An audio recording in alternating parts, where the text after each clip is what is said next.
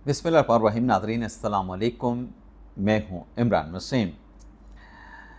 नाज़रीन, इस प्रोग्राम में साबिक DGI जनरल फैज़ हमीद के कोर्ट मार्शल प्रोसीडिंग के हवाले से कुछ अहम तफसीलात हैं जो आपके साथ हम शेयर करने जा रहे हैं, जिसमें आप देखने वालों को ये बताएंगे कि जनरल फैज़ हमीद के ख़िलाफ़ जो गवाह हैं उन्होंने क्या गवाही दी है, क्या इंकशाफात किए हैं, इंकशाफ करते हुए वो कहाँ तक गए हैं। एक तो ये डिटेल आपके साथ हम शेयर करेंगे। ISPR का एलामिया भी आया है, उस पर भी हम बात करेंगे। कप्तान के 2 खिलाड़ियों ने माफ़ी भी मांगी है और मखसूस नशिस्तों के मामले पर नई मुश्किल, इमरान खान तहरीक इंसाफ को बड़ा झटका, ये क्या मामला है, इस पर भी बात करेंगे। कुछ दीगर ख़बरें भी हैं, उनकी तफसीलात भी आप देखने वालों की खिदमत में पेश करेंगे।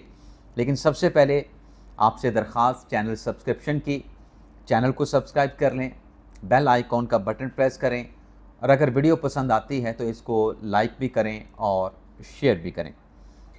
तो सबसे पहले गैर मशरूत माफ़ी पे बात कर लेते हैं कि कप्तान के कौन से 2 खिलाड़ियों ने माफ़ी मांगी है। एक तो नाज़िम माफ़ी आज सुप्रीम कोर्ट में मांगी गई है, जो चीफ जस्टिस काजी फ़ाइज़ ईसा और नईम बुखारी के माबैन जो तलख़ कलामी हुई है, जो नज़रसानी की दरख्वास्तें थीं, मारगला नेशनल पार्क में कमर्शियल सरगर्मियों के हवाले से मुख्तलिफ रेस्टोरेंट्स की रिव्यू पिटिशन थी, ये तलख़ कलामी तो नाज़रीन हुई। लेकिन जब इन दरख्वास्तों पर समाअत मुकम्मल कर ली गई तो नईम बुखारी साहब ने बड़ेपन का मुजाहरा किया। चीफ जस्टिस ने जब समाअत को कंक्लूड किया तो वो मुस्कुरा रहे थे, नईम बुखारी के साथ गुफ्तगू कर रहे थे। तो नईम बुखारी साहब ने कहा कि मेरा चीफ जस्टिस मुस्कुरा रहा है, मेरी दलाइल के दौरान जो आवाज़ ऊंची हुई, मैं उस पर आपसे अपोलोजाइज़ करता हूँ, अपोलॉजी करता हूँ। तो चीफ जस्टिस ने भी बड़ेपन का मुजाहरा किया। चीफ जस्टिस ने कहा कि आप हमसे बड़े हैं, और ये नईम बुखारी साहब खुद एतराफ़ करते हैं कि वो 70 अबव हैं। तो काजी फैसल ने कहा कि आप हमसे बड़े हैं। आपने कहा कोई ऐसी बात नहीं। लेकिन फिर काजी फैसल साहब ने भी कहा कि दरअसल हम जो सवालात पूछ रहे होते हैं उसका मकसद ये होता है कि केस को समझा जाए। काजी फैसल ने कहा कि जब मैं वकालत करता था तो वो जज जो मेरे दलाइल के दौरान सवाल नहीं पूछता था, वो जज मुझे पसंद नहीं होता था, क्योंकि जब तक सवाल ना हो तो आप अपना पूरा केस उनको समझा नहीं सकते जज को।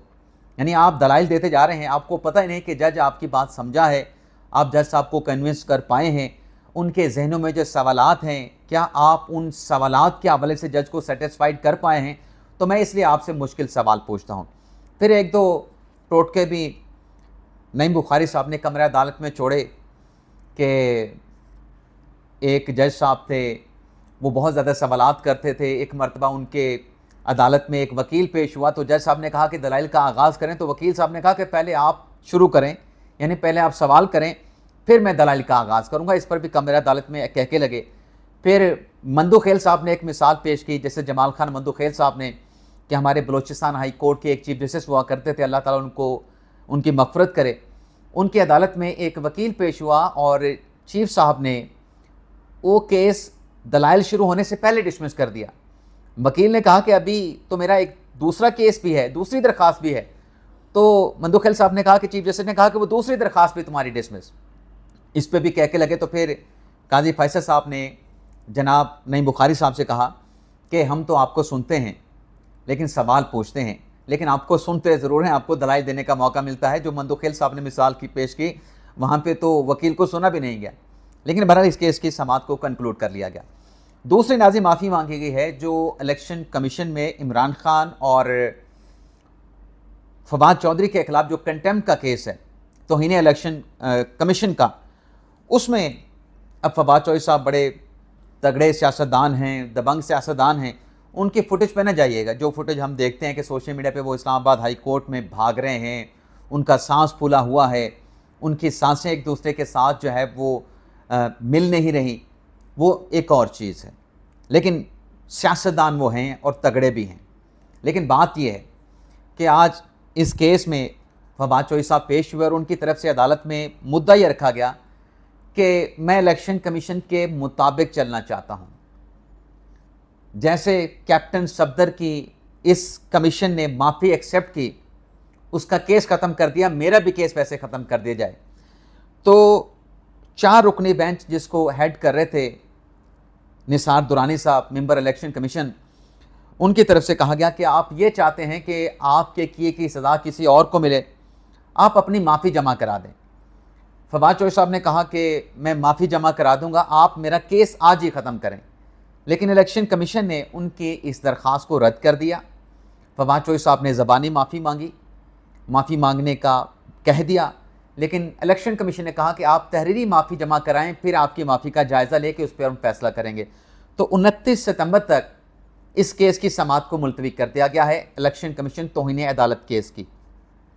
इसके अलावा नाज़रीन, औरिया मकबूल जान के ख़िलाफ़ जो साइबर क्राइम का जो मुकदमा है मजहबी मुनाफरत फैलाने का, उसमें जज रफ़ाकत अली कमर साहब ने दरख्वास्त ज़मानत पर फैसला महफूज किया था, जो कि सुना दिया गया और औरिया मकबूल जान साहब की ज़मानत एक्सेप्ट नहीं की गई।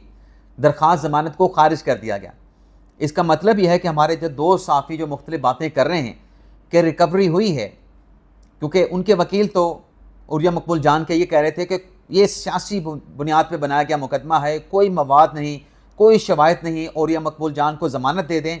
लेकिन प्रोसिक्यूशन ने कहा कि सब कुछ मौजूद है तो ज़मानत बनती नहीं, तो ज़मानत नहीं दी गई। इसका मतलब यह है कि मवाद है, तो जज साहब ने कन्विंस हुए और ज़मानत की दरख्वास्त को रद्द कर दिया। इसके अलावा नाज़रीन, खलील रहमान कमर जो कि हनी ट्रैप का शिकार हुए, उनकी जो मरकज़ी मुलज़मा हैं उसका तो 14 दिन का जो जुडिशल रिमांड था उसमें तौसीक़ कर दी गई, लेकिन 2 मज़ीद मुलज़मान जिसमें एक हसन शाह हैं, दूसरे रफ़ीक हैं, उनकी शनाख्त कर ली गई है। ना सिर्फ शनाख्त कर ली गई बल्कि जज इरफान हैदर साहब ने उनका 7 दिन का जिस्मानी रिमांड भी दे दिया, और साथ में जो प्रोसिक्यूशन साइड है उसे ये भी कह दिया है कि आप इस केस का जो चलान है वो आप अदालत में दाखिल करें ताकि ट्रायल का बाज़ाब्ता तौर पर आगाज़ हो सके। अब आ जाते हैं मखसूस नशिस्तों की खबर पे बात करते हैं। नई मुश्किल क्या है और तहरीक इंसाफ को झटका क्या लगा है। एक तो नाज़रीन, कल जैसा कि सुन्नी इत्तेहाद कौंसिल तहरीक इंसाफ पार्लिमानी पार्टी का इजलास हुआ पार्लियामेंट में, जिसके बाद एक लेटर जारी किया गया बैरिस्टर गौहर के सिग्नेचर के साथ और उमर अयूब साहब के सिग्नेचर के साथ, जिसमें जो अरकान असम्बली हैं, कौमी असम्बली के जो अरकान हैं, जो सेनेट के अरकान हैं, उनको कहा गया कि पार्लिमानी पार्टी में ये फ़ैसला किया गया है जिसका इजलास हुआ कि अगर हुकूमत कोई आइनी तरमीम लेके आती है तो आपने उस आइनी तरमीम में वोटिंग से अब्सटेन करना है, परहेज़ करना है, आपने वोट नहीं डालना, और अगर आपने वोट डाला तो आप पर आर्टिकल 63A का इतलाक़ होगा और आप अपनी पार्लियामेंट की रुकनीत से, अगर सेनेटर हैं तो सेनेट से, अगर रुकने असम्बली हैं तो कौमी असम्बली के रुकनीत से आप महरूम हो जाएंगे। अब ये लेटर नाज़रीन जारी कर दिया गया, जबकि कानून ये कहता है, यानी कॉन्स्टिट्यूशन ये कहता है कि ये जो डायरेक्शंस हैं जो बैरिस्टर गौहर और उमर अयूब साहब जारी कर रहे हैं, ये डायरेक्शन जारी कर सकती हैं पार्लिमानी पार्टी के जो लीडर हैं ज़रताज गुल साहबा। लेकिन ज़रताज गुल साहबा भी अब इस मामले से लाताल्लुक़ हो चुकी हैं, गैर मुतल्लका हो चुकी हैं, क्योंकि जो कौमी असम्बली के 80 अरकान हैं उसमें से 39 तो सुप्रीम कोर्ट ने डिक्लेयर किए थे कि पाकिस्तान तहरीक इंसाफ के हैं, तो वो इलेक्शन कमीशन ने उनको पीटीआई का डिक्लेयर कर दिया। बाकी 41 जो हैं वो सुप्रीम कोर्ट के फैसले में आज़ाद करार पाए थे। तो जो आज़ाद अरकान हैं उनका कोई पार्लिमानी लीडर नहीं, उनको कोई डायरेक्शन नहीं दे सकता, और आज़ाद अरकान अपना पार्लिमानी लीडर बना भी नहीं सकते, उन पे आर्टिकल 63A का इतलाक़ भी नहीं होता। और ज़रताज गुल साहबा अगर पार्लिमानी लीडर हैं तो सुन्नी इत्तेहाद कौंसिल की हैं, तो सुन्नी इत्तेहाद कौंसिल का तो कोई रुकन रहा नहीं, ज़रताज गुल साहबा खुद भी नहीं रही, तो वो भी पार्लिमानी लीडर नहीं हैं। अब तहरीक इंसाफ का पार्लिमानी लीडर कौन है, इस हवाले से फ़िलहाल मुकम्मल तौर पर पीटीआई की जानिब से खामोशी है कि सुप्रीम कोर्ट के फैसले के बाद पीटीआई ने कौमी असम्बली में किसको अपना पार्लिमानी लीडर अपॉइंट किया है। लेकिन यह डायरेक्शन पार्लिमानी लीडर की तरफ से नहीं आई। अगर पार्लिमानी लीडर अपॉइंट किया गया है, अगर हम नहीं जानते डिस्क्लोज नहीं किया गया, लेकिन ये तो डायरेक्शन बैरिस्टर गौहर और उमर अयूब दे रहे हैं। दूसरी तरफ अगर हम सेनेट की बात करें तो सेनेट के अरकान को भी ये डायरेक्शन अली जफ़र साहब दे सकते हैं, जो कि सेनेट में पार्लिमानी लीडर हैं, लेकिन उनको भी डायरेक्शन बैरिस्टर गौहर साहब कर रहे हैं, उमर अयूब साहब कर रहे हैं। तो इस डायरेक्शन की कोई अहमियत नहीं है।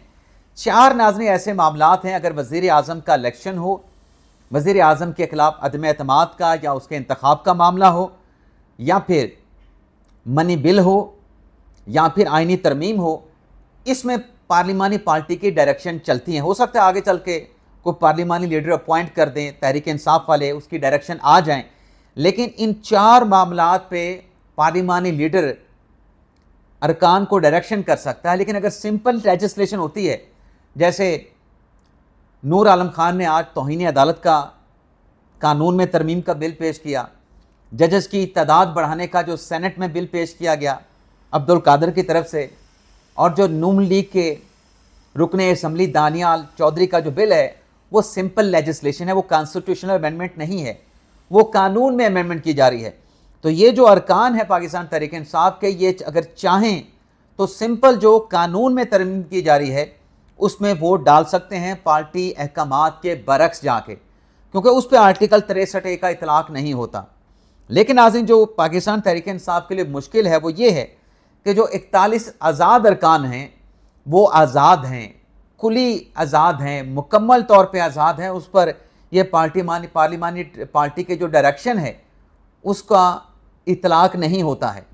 वो अगर वोट डाल भी दें तो वो नाअहल नहीं होंगे आर्टिकल 63A के मुताबिक। तो ये एक डायरेक्शन अगर आजकल में कोई आइनी तरमीम आ जाती है तो ये तहरीक इंसाफ के लिए एक मुश्किल होगी कि वो अपने अरकान को, आज़ाद अरकान को कैसे रोकें। अगर वो नहीं रुकते, डायरेक्शन पे अमल नहीं करते, तो उनको फिर डिस्क्वालीफाई कैसे करवाएं, क्योंकि कानून वाज़ेह है कि आज़ाद हैं, उनका कोई पार्लिमानी लीडर नहीं। जब तक इलेक्शन कमीशन इन 41 को भी PTI का कंसिडर नहीं कर लेता, और इलेक्शन कमीशन तब तक इन्हें PTI का 41 को PTI का रुकने असम्बली नहीं कंसिडर करेगा जब तक सुप्रीम कोर्ट में जो वजाहत के लिए रजू किया गया है इलेक्शन कमीशन ने, या जो नज़रसानी की दरख्वास्तें हैं, या जो तफसीली फ़ैसला है, उसमें इन तमाम मामलात की वजाहत नहीं हो जाती।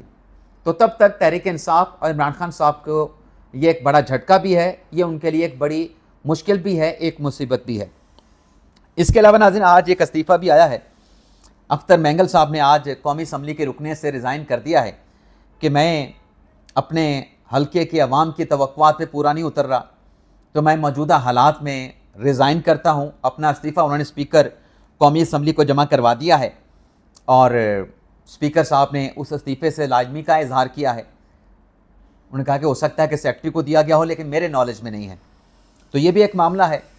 इसके अलावा नाज़रीन, तहरीक इंसाफ के 8 सितंबर का जो जलसा है, उस हवाले से भी एक ख़बर सामने आई है कि अब ये जलसा तरनोल में नहीं होगा, अब ये जलसा किया जाएगा संग जानी के मकाम पे। और उसकी वजह ये बताई जा रही है कि ये GT रोड और मोटरवे के करीब जगह है, और यहाँ पे काफ़िले बड़े आसानी के साथ आके पार्क हो सकेंगे, लोगों के लिए पहुँचने में आसानी होगी, और यहाँ से डिस्पर्स होने में भी आसानी होगी। लेकिन देखते हैं, 8 सितंबर का जलसा बहुत सारे लोग दावा कर रहे हैं कि तहरीक इंसाफ नहीं कर सकेगी, नहीं कर पाएगी। तो देखते हैं कि 8 सितंबर का जलसा होता है नहीं होता, लेकिन 8 सितंबर के जलसे से पहले जलसे का मकाम ज़रूर तहरीक इंसाफ ने तब्दील कर दिया है। अब आ जाते हैं नाज़रीन, जो जनरल फैज़ हमीद साहब वाली ख़बर का मामला है। नाज़रीन, ख़बर ये है, जो हमारे ज़राए का दावा है, वेल इन्फॉर्म ज़राए का दावा है कि जब किसी शख्स को किसी इदारे में अहम ओहदा मिलता है, हम वैसे भी बात कर रहे थे ज़राए को छोड़ के, ये नाज़रीन अमूमी बात है कि जब आप किसी इदारे में जाते हैं तो आपको वहाँ पर सपोर्टिंग स्टाफ ऑलरेडी मुयस्सर होता है। आप चाहें तो उसी सपोर्टिंग स्टाफ के साथ जाएं, चाहें तो सपोर्टिंग स्टाफ को आप चेंज भी कर सकते हैं। अब ये जो ISPR ने फैज़ हमीद साहब के कोर्ट मार्शल का फैसला किया, इस हवाले से बाखबर ज़रा ये बताते हैं कि जो सपोर्टिंग स्टाफ था जनरल फैज़ साहब का, उसमें से एक अहम शख्सियत जिसको तहवील में लिया गया, 3 फ़ौजी अफसरान के नाम सामने आए थे कि 2 ब्रिगेडियर हैं, एक कर्नल हैं। ब्रिगेडियर गफ़ार का नाम आया, ब्रिगेडियर फ़ाखर साहब का नाम आया, एक कर्नल आसिम का नाम आया। उनमें से एक ब्रिगेडियर हैं जिन्होंने सब कुछ बता दिया है, सब कुछ उनकी जानिब से जो उनके पास था वो भी दे दिया है, जो उनके नॉलेज में था। क्योंकि ज़ाहिर सी बात है कि बल्कि ज़रा ये बताते हैं कि 2 ब्रिगेडियर हैं, एक का रोल पॉजिटिव है और वो ब्रिगेडियर फ़ाखर नहीं है, एक और भी ब्रिगेडियर है, उनका रोल बड़ा पॉजिटिव है। दूसरे ब्रिगेडियर उनका रोल नेगेटिव तो है, लेकिन फैज़ हमीद साहब के हवाले से है कि वो उनके अहकामात को कंप्लाई विद कर रहे थे। और जिन ब्रिगेडियर की मैं बात कर रहा हूँ उनका नाम पहले भी एक जगह पे आया है, एक सहाफ़ी की जानिब से उनका नाम लिया गया, एक ऑडियो भी उस हवाले से आई थी।